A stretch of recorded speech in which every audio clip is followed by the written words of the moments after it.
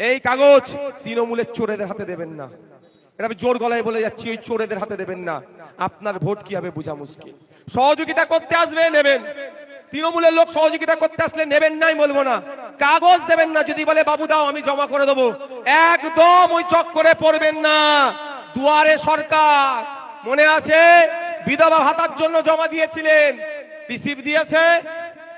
এখন আপনাকে অনেকে বলে আবাস যোজনার জন্য কাগজ বুলাকে গিয়ে জমা দিয়ে এসেছিলেন, খেয়াল আছে তো? বলে বাক্সে ফেলে দাও, রিসিভ দিয়েছে। কারা কারা অ্যাপ্লিকেশন করেছে জানতে পারলেন না। দুয়ারে সরকারে বার্ধক্য ভাতা, বিধবা ভাতা, কত রকম কাগজ জমা দিলেন, রিসিভ দিল না। সেই কাগজ কিন্তু এখন হয়তো ডাস্টবিনে চলে গেছে, এইটাও গিয়ে কিন্তু ডাস্টবিনে চলে যেতে পারে।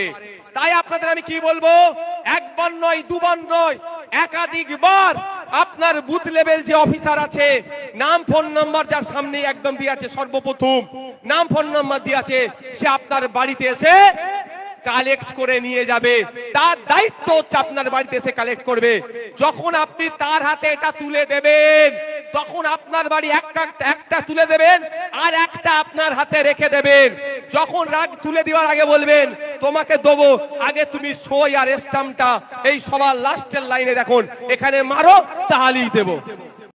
নওশাদ সিদ্দিকী এসআইআর ফর্ম তৃণমূলকে দিতে নিষেধ করল আর বিশ্রীভাবে কটাক্ষও করল। দর্শক বন্ধুরা, এমন ভিডিও আরও পেতে আমাদের চ্যানেলটি সাবস্ক্রাইব করে রাখতে পারেন।